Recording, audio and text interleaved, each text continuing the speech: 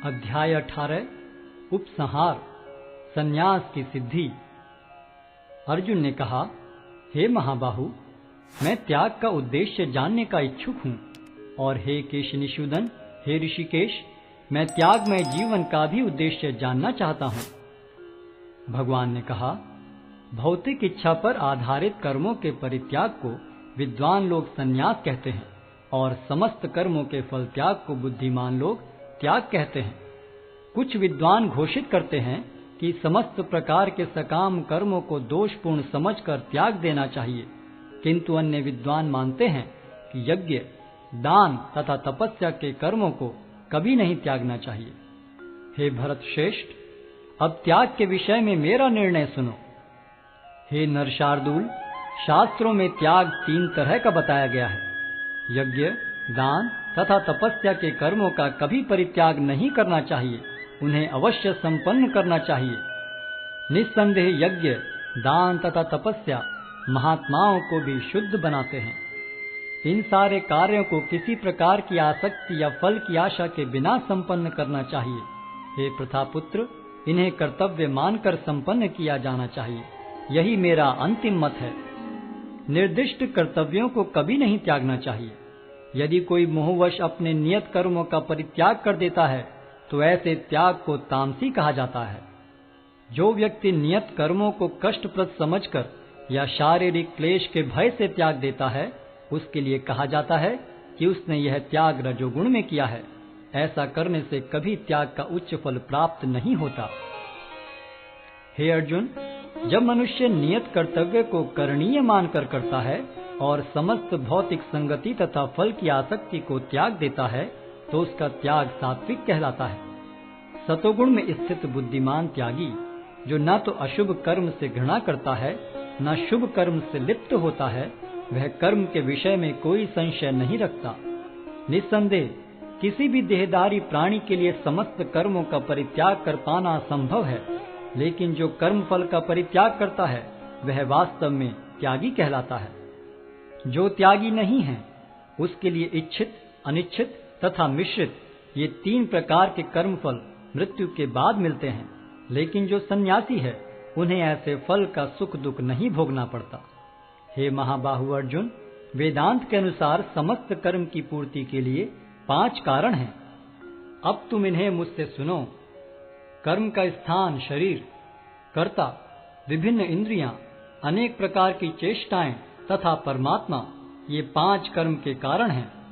मनुष्य अपने शरीर, मन या वाणी से जो भी उचित या अनुचित कर्म करता है वह इन 5 कारणों के फलस्वरूप होता है। अतएव जो इन 5 कारणों को न मानकर अपने आप को ही एकमात्र कर्ता मानता है, वह निश्चय ही बहुत बुद्धिमान नहीं होता और वस्तुओं को सही रूप में नहीं देख सकता। जो मिथ्या अहंकार से प्रेरित नहीं है, जिसकी बुद्धि बंधी नहीं है, वह इस संसार में मनुष्यों को मारता हुआ भी नहीं मारता, न ही वह अपने कर्मों से बंधा होता है। ज्ञान, ज्ञेय तथा ज्ञाता, ये तीनों कर्म को प्रेरणा देने वाले कारण हैं।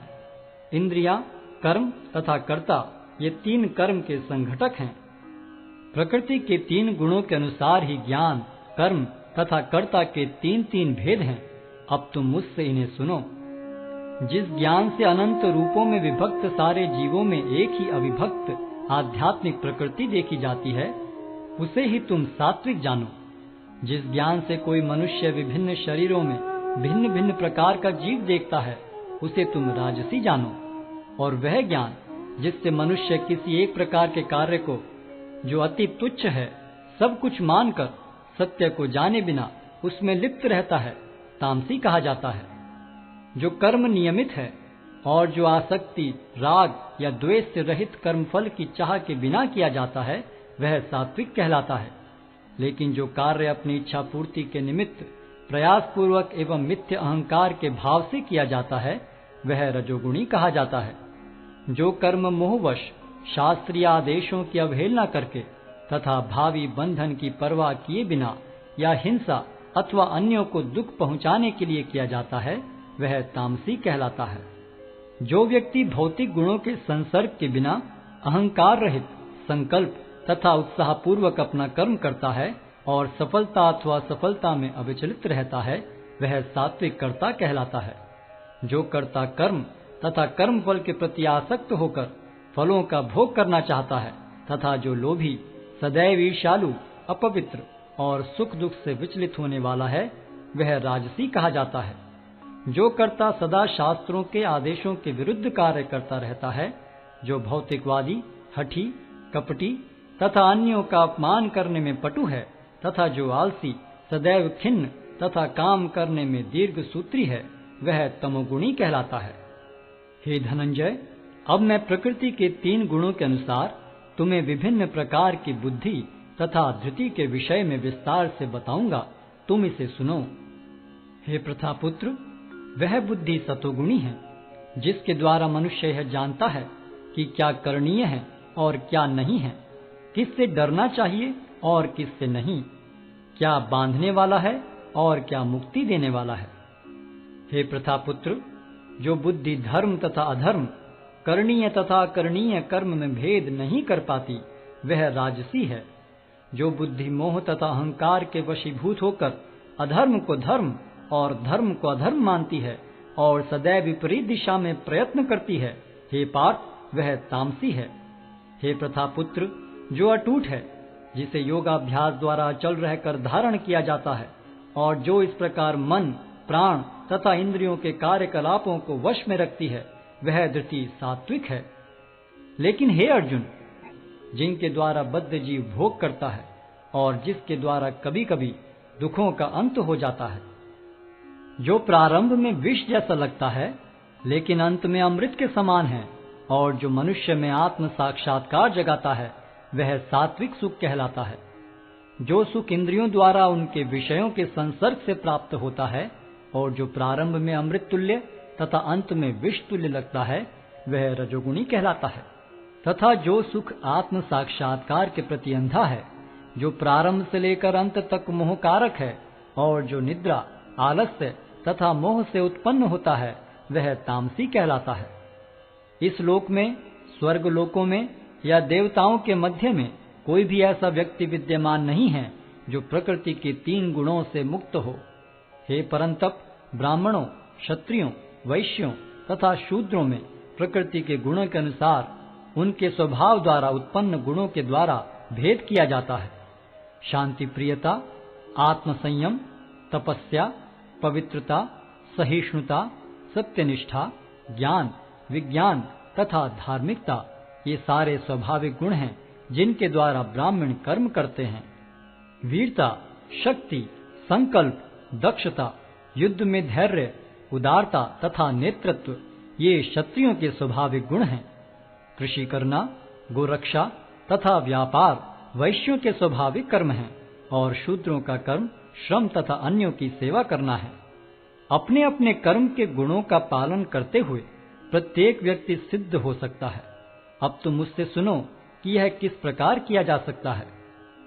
जो सभी प्राणियों का उद्गम है और सर्वव्यापी है, उस भगवान की उपासना करके मनुष्य अपना कर्म करते हुए पूर्णता प्राप्त कर सकता है। अपने वृत्तिपरक कार्य को करना, चाहे वह कितना ही त्रुटिपूर्ण ढंग से क्यों न किया जाए, अन्य किसी के कार्य को स्वीकार करने और अच्छी प्रकार करने की अपेक्षा अधिक श्रेष्ठ है। अपने स्वभाव के अनुसार निर्दिष्ट कर्म कभी भी पाप से प्रभावित नहीं होते। प्रत्येक उद्योग किसी न किसी दोष से आवृत होता है, जिस प्रकार अग्नि धुएं से आवृत रहती है। अतएव हे कुंती पुत्र, मनुष्य को चाहिए कि स्वभाव से उत्पन्न कर्म को, भले ही वह दोषपूर्ण क्यों न हो, कभी त्यागे नहीं। जो आत्म संयमी तथा अनासक्त है एवं जो समस्त भौतिक भोगों की परवाह नहीं करता, वह संन्यास के अभ्यास द्वारा कर्म फल से मुक्ति की सर्वोच्च सिद्ध अवस्था प्राप्त कर सकता है। हे कुंती पुत्र, जिस तरह इस सिद्धि को प्राप्त हुआ व्यक्ति परम सिद्धावस्था अर्थात ब्रह्म को सर्वोच्च ज्ञान की अवस्था है प्राप्त करता है, उसका मैं संक्षेप में तुमसे वर्णन करूंगा, उसे तुम जानो। अपनी बुद्धि से शुद्ध होकर तथा धैर्य पूर्वक मन को वश में करते हुए इंद्रिय तृप्ति के विषयों का त्याग कर राग तथा द्वेष से मुक्त होकर जो व्यक्ति एकांत स्थान में वास करता है, जो थोड़ा खाता है, जो अपने शरीर, मन तथा वाणी को वश में रखता है जो सदैव समाधि में रहता है तथा पूर्णतया विरक्त, मिथ्या अहंकार, मिथ्या शक्ति, मिथ्या गर्व, काम, क्रोध तथा भौतिक वस्तुओं के संग्रह से मुक्त है, जो मिथ्या स्वामित्व की भावना से रहित तथा शांत है, वह निश्चय ही आत्म साक्षात्कार के पद को प्राप्त होता है। इस प्रकार जो दिव्य पद पर स्थित है वह तुरंत पर ब्रह्म का अनुभव करता है और पूर्णतया प्रसन्न हो जाता है। वह न तो कभी शोक करता है, न किसी वस्तु की कामना करता है। वह प्रत्येक जीव पर संभाव रखता है। उस अवस्था में वह मेरी शुद्ध भक्ति को प्राप्त करता है। केवल भक्ति से मुझ भगवान को यथारूप में जाना जा सकता है। जब मनुष्य ऐसी भक्ति से मेरे पूर्ण भावनामृत में होता है तो वह वैकुंठ जगत में प्रवेश कर सकता है। मेरा शुद्ध भक्त मेरे संरक्षण में समस्त प्रकार के कार्यों में संलग्न रहकर भी मेरी कृपा से नित्य तथा विनाशी धाम को प्राप्त होता है। सारे कार्यों के लिए मुझ पर निर्भर रहो और मेरे संरक्षण में सदा कर्म करो। ऐसी भक्ति में मेरे प्रति पूर्णतया सचेत रहो। यदि तुम मुझसे भावना भावित होगे तो मेरी कृपा से तुम बद्ध जीवन के सारे अवरोधों को लांघ जाओगे। लेकिन यदि तुम मिथ्या अहंकारवश ऐसी चेतना में कर्म नहीं करोगे और मेरी बात नहीं सुनोगे तो तुम विनष्ट हो जाओगे। यदि तुम मेरे निर्देशानुसार कर्म नहीं करते और युद्ध में प्रवृत्त नहीं होते हो तो तुम कुमार्ग पर जाओगे। तुम्हें अपने स्वभाववश युद्ध में लगना होगा। इस समय तुम मोहवश मेरे निर्देशानुसार कर्म करने से मना कर रहे हो, लेकिन हे कुंती पुत्र, तुम अपने ही स्वभाव से उत्पन्न कर्म द्वारा बाध्य होकर वही सब करोगे। हे अर्जुन, परमेश्वर प्रत्येक जीव के हृदय में स्थित है और भौतिक शक्ति से निर्मित यंत्र में सवार की भांति बैठे समस्त जीवों को अपनी माया से घुमा रहे हैं। हे भारत, सब प्रकार से उसी की शरण में जाओ। उसकी कृपा से तुम परम शांति को तथा परम नित्य धाम को प्राप्त करोगे। इस प्रकार मैंने तुम्हें गुह्यतर ज्ञान बतला दिया। इस पर पूरी तरह से मनन करो और तब जो चाहो सो करो। क्योंकि तुम मेरे अत्यंत प्रिय मित्र हो, अतः मैं तुम्हें अपना परम आदेश, जो सर्वाधिक गुह्य ज्ञान है, बता रहा हूँ। इसे अपने हित के लिए सुनो। सदैव मेरा चिंतन करो, मेरे भक्त बनो, मेरी पूजा करो और मुझे नमस्कार करो। इस प्रकार तुम निश्चित रूप से मेरे पास आओगे। मैं तुम्हें वचन देता हूँ, क्योंकि तुम मेरे परम प्रिय मित्र हो। समस्त प्रकार के धर्मों का परित्याग करो और मेरी शरण में आओ। मैं समस्त पापों से तुम्हारा उद्धार कर दूंगा। डरो मत। यह गुह्य ज्ञान उनको कभी भी न बताया जाए जो न तो संयमी है, न एकनिष्ठ, न भक्ति में रत है, न ही उसे जो मुझसे द्वेष करता है।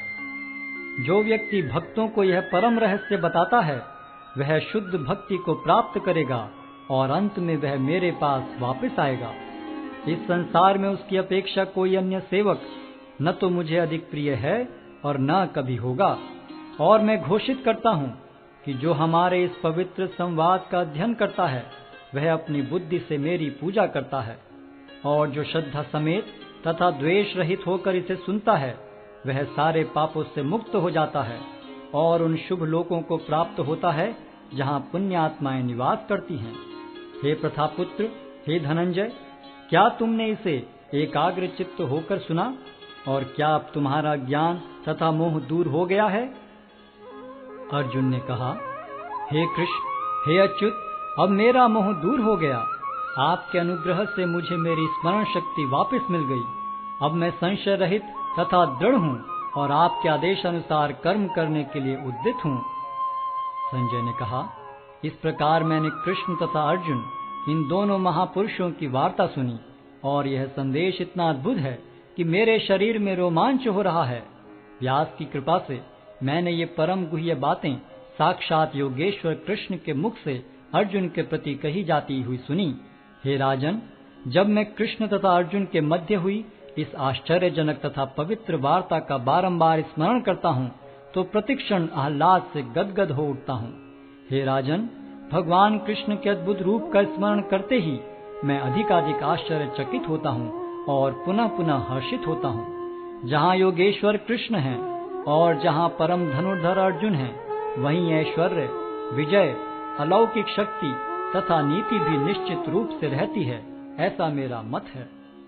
हरे कृष्ण कृष्ण कृष्ण हरे हरे, हरे राम राम राम हरे हरे। हरे कृष्ण कृष्ण कृष्ण हरे हरे, हरे राम राम राम हरे हरे।